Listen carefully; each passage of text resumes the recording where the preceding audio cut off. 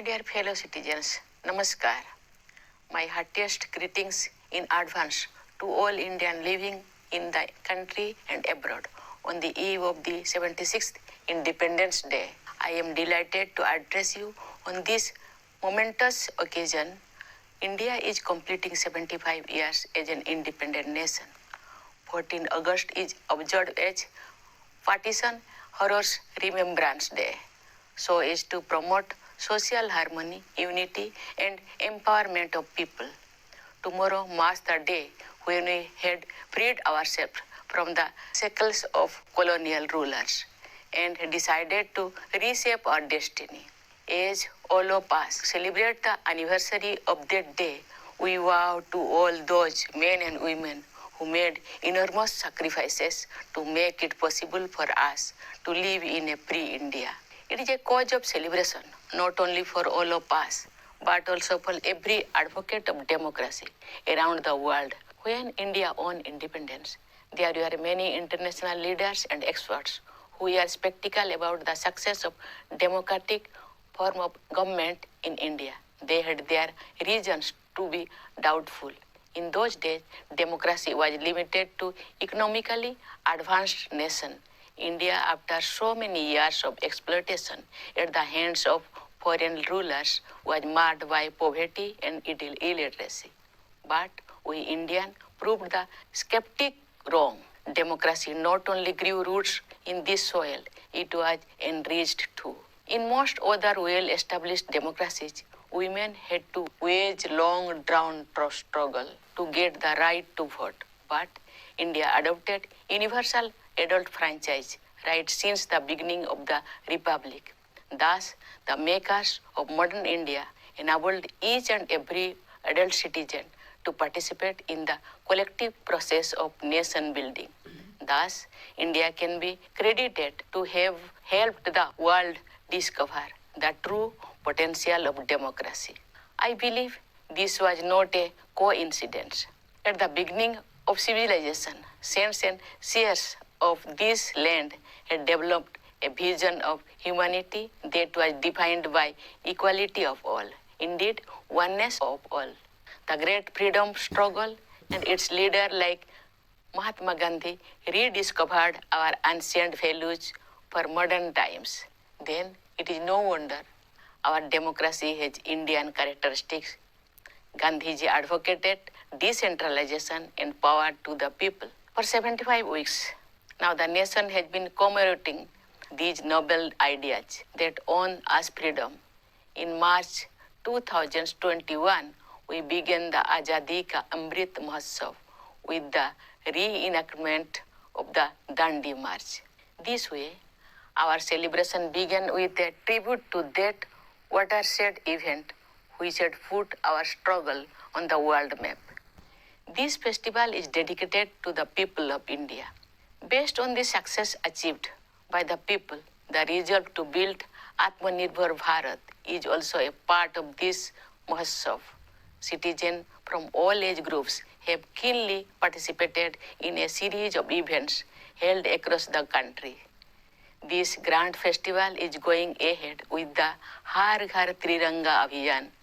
The Indian tricolors are fluttering in every nook and corner of the country. Great martyrs would have been thrilled to see the spirit of the independence movement coming alive again on such a massive scale.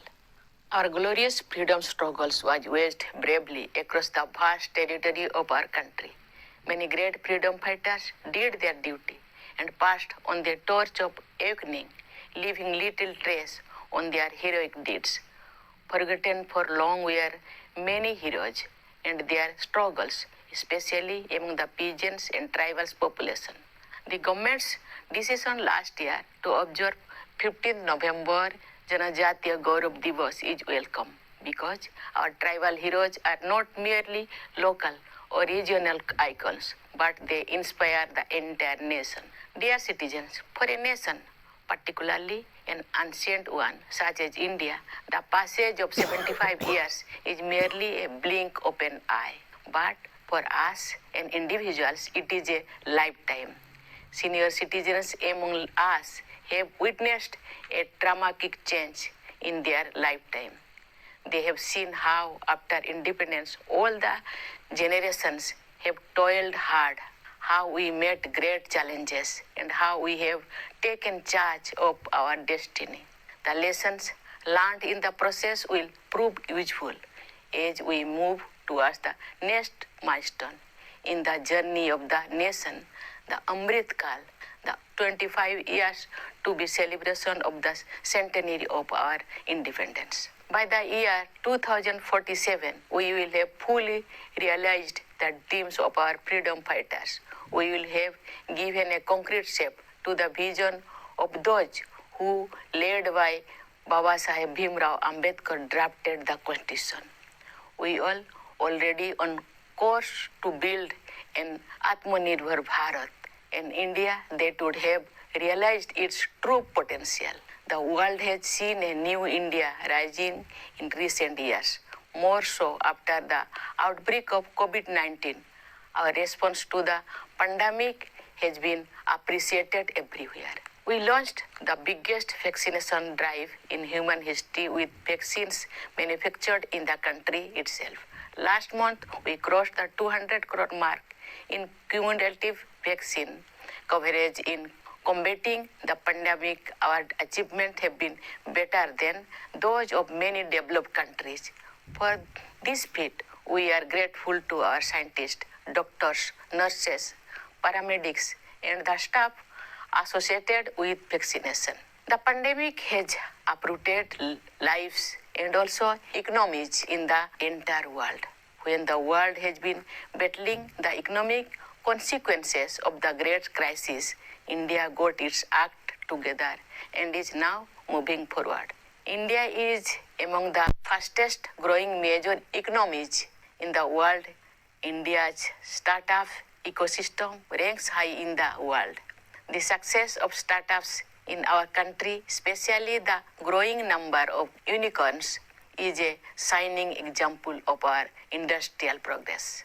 The government and policymakers deserve credit for beating the global trend and helping the economy flourish. During the last few years, unprecedented progress has been made in the development of physical and digital infrastructure. Through the Pradhan Mantri Gati Shakti Yojana, all the modes of connectivity based on water, land, air, etc. are being integrated in the whole country to enable seamless transportation across the country. For the vibrancy of growth visible in our country, credit must also be given to workers and farmers whose hard work has made it possible, and entrepreneurs whose business acumen has created wealth. What is all the more heartening is that the growth is becoming more inclusive and regional disparities too are reducing. But this is only the beginning. A series of economic reforms and policy initiatives have been preparing the ground for a long term. Digital India, for example, is creating the bedrock of a knowledge economy. The national education policy is aimed at preparing the future generation for the next stage of industrial revolution while also reconnecting it with our heritage. Economic success is leading to an ease in living too. Economic reform are rightly accompanied by innovative welfare initiatives. A home of one's own is no longer a dream for the poor, but a reality for more and more people, thanks to the Pradhan Mantri Awas Yojana. Similarly, under the Jal Jeevan Mission, tap water connection is being provided to every household since the launch of the Har Ghar Jal scheme. The aim of these and many other similar efforts is to provide basic amenities to all, particularly the poor. The key word for India today is compassion for the downtrodden, for the needy, and for those on the margins. Some of our national values have been incorporated in our Constitution as the fundamental duties of the citizens. I appeal to every citizen to know about their fundamental duties and follow them in letter and spirit so that our nation reaches new heights. Dear citizens, at the core of the transformation we have been witnessing in healthcare, education, economy, as well as a number of related areas is the stress on good governance. When work is done with the spirit of nation first, it is bound to reflect in every decision and every sector. This is also reflected in India's standing in the world. India's newfound confidence stems from the spirit of its youth, its farmers, and above all, its women. Gender inequalities are reducing, and women are moving ahead, breaking many glass ceilings. Their increasing participation in social and political processes will prove decisive. At the grassroots level, we have more than 14 lakh elected women representatives in Panchayat Raj institutions. Our daughters are the biggest hope for the nation. Some of them brought laurels for the country in the recent held Commonwealth Games. Of course, India's sportspersons have been making the country proud by their performance in international competitions. A large number of our winners come from underprivileged segments of society. From becoming fighter pilots to space scientists, our daughters are scaling great heights. Dear citizens, in celebrating Independence Day, we are celebrating our Bharatiyata. Our country is full of diversity. But at the same time, we all have something in common. It is this common thread which binds all of us together and inspire us to work together with the spirit of Ek Bharat Shrestha Bharat. India is a very beautiful country, also because of its mountains, rivers, lakes, and forests, and the animals and birds that live in such landscape. When the environment is facing new challenges, we must remain determined to preserve all that makes India beautiful. Conserving water, soil, and biodiversity is our duty towards our children. Caring for Mother Nature has been part and parcel of Indian culture. With our traditional lifestyle, we Indians can show the way to the rest of the world. Yoga and Ayurveda are India's invaluable gift to the world. Their popularity is on the rise all over the globe. Dear fellow citizens, our beloved country has given us everything we have in our life. We should pledge to give everything we can for the sake of safety, security, progress, and prosperity of our country. Our existence will become meaningful only in building a glorious India.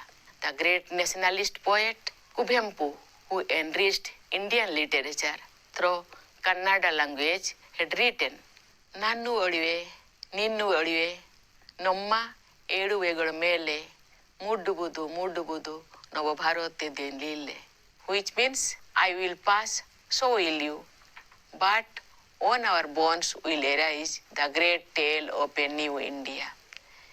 This is a clarion call of the nationalist poet for making total sacrifice for the motherland and upliftment of fellow citizens. To follow these ideals is my special appeals to the youth of the country who are going to build the India of 2047. Before I conclude, I would like to extend Independence Day greetings to the armed forces, to the members of Indian missions abroad, and to the Indian diaspora who continue to make their motherland proud. My best wishes to all of you. Thank you. Jai Hind.